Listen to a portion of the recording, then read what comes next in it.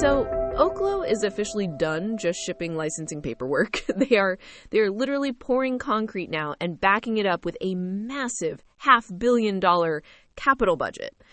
Today is March 17th, 2026. We are looking at the Q4-25 results for the advanced nuclear builder Oklo, ticker OKLO. Yeah, it is. Well, it is actually pretty surreal to look at this balance sheet right now. They ended the year sitting on $1.4 billion in cash, and then they basically looked at their soaring stock price and said, thank you very much, we will take some more of that.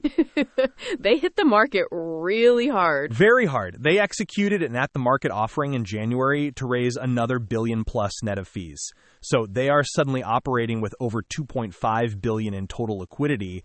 It effectively eliminates their medium-term financing risk, which honestly is the smartest thing they could have done while the window was open.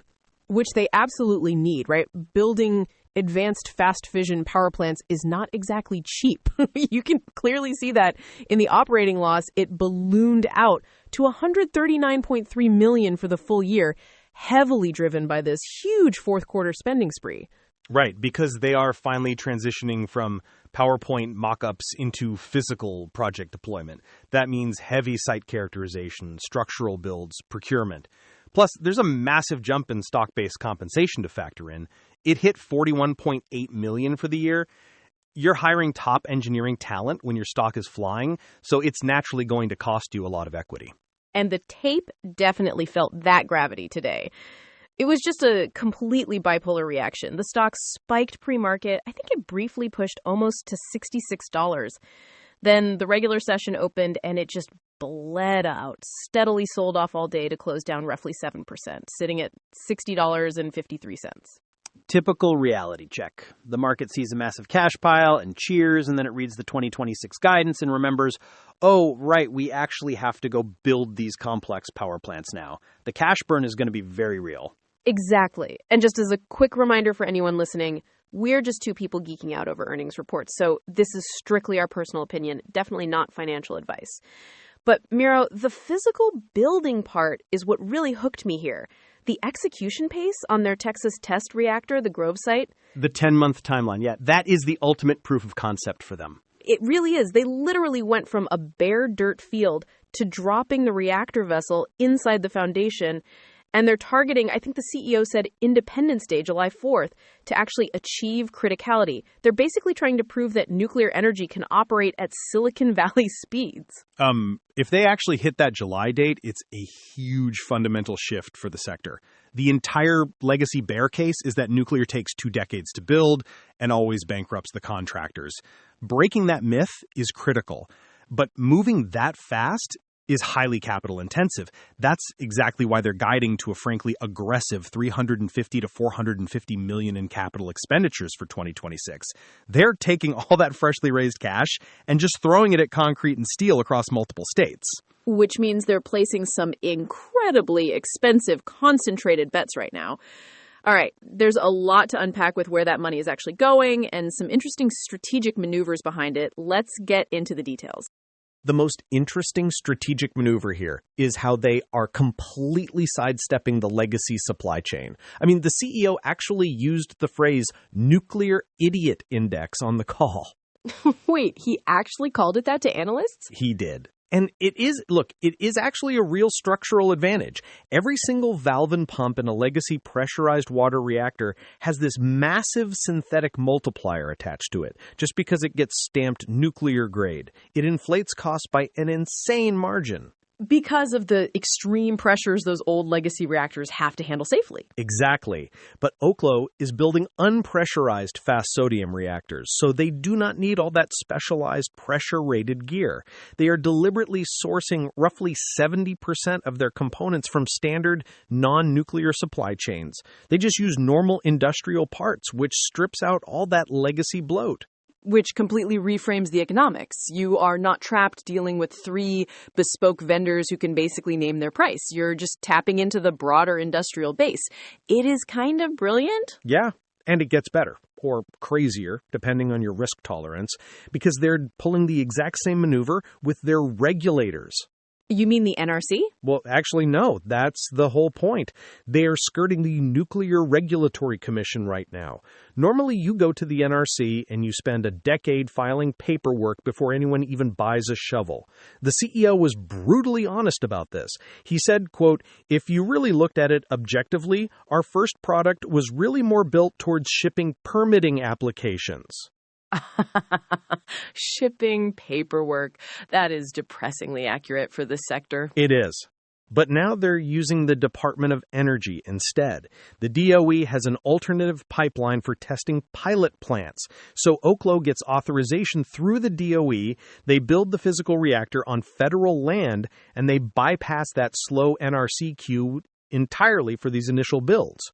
Wait, they just build the thing first? What happens when they want to actually commercialize it for the grid? They plan to just ask the NRC to retroactively convert the license after it is already running. They are bringing a functioning power plant to the regulator instead of a blue part. That is pure Silicon Valley energy right there. Build it, prove it, dare them to shut it down. Right. It is highly aggressive, but you do not raise $2.5 billion by playing nice with 50-year-old regulatory habits. Okay, fair. But physical execution is still a bottleneck, specifically the fuel. We know the high-assay, low-enriched uranium, the HALEU they need, is just incredibly constrained globally right now. True, but they managed to de-risk that too. Or at least they used Meta's corporate strength to do it for them. Ah, the Ohio data center campus deal. Right. Usually, in these power purchase agreements, the developer secures the deal and then scrambles to finance the fuel on their own balance sheet. But Oklo structured a cash prepayment from Meta. It is uniquely earmarked just to secure that uranium. They're locking up, they are completely taking the HALEU procurement risk off their own books before the concrete in Ohio even dries. So they're forcing the customer to effectively bankroll the hardest part of the supply chain. That is a massive shift in negotiating power.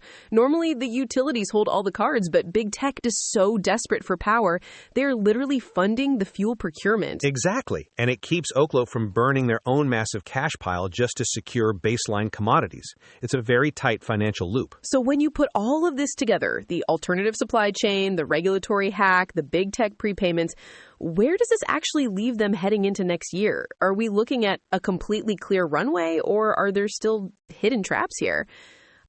There are absolutely traps. The biggest one is just the raw gravity of physics and supply chains. You can hack the regulators. You can't rush curing concrete. We are already seeing that reality bite a bit. They actually admitted to pushing the full nuclear heat production timeline for the main Idaho plant back to 2028. Right, it is kind of the classic infrastructure bottleneck. You have all this cash, but time is still the ultimate enemy, and they will be burning a huge amount of money while they wait. Exactly. They are guiding for roughly $80 to $100 million in operating cash outflow for 2026 just to build out headcount. But the real black box is that massive $350 to $450 million in capital expenditures. And when an analyst asked for a breakdown of where exactly that capital is going, the CFO just flat out refused to give a project-by-project split. Okay, so basically a giant trust as we are building things, which honestly you can really only pull off when you're sitting on $2.5 billion in liquidity. It is the ultimate luxury. They essentially bought themselves the grace period to make, normal physical world mistakes without going bankrupt. It is a huge luxury, but they're playing a very high stakes game now. I think they realize boxing themselves in is dangerous. The CEO even said they're not rushing to lock in final pricing with customers because, quote, over-defining the PPA now isn't the right answer. They want flexibility as real-world costs finalize. It is a very mature pivot. Yeah, just keep the final price tag blank until you actually finish the reactor. It makes total sense. It really feels like the next year is just entirely about execution. If they manage to light up that Texas test site on July 4th like they want, the market will probably forgive a lot of those other timeline slips. Probably, but until then, they are essentially the world's most overcapitalized construction startup. Let us see if they actually deliver the fireworks this summer. They better. A dud on Independence Day is definitely not the brand image you want. We will definitely be keeping an eye on it.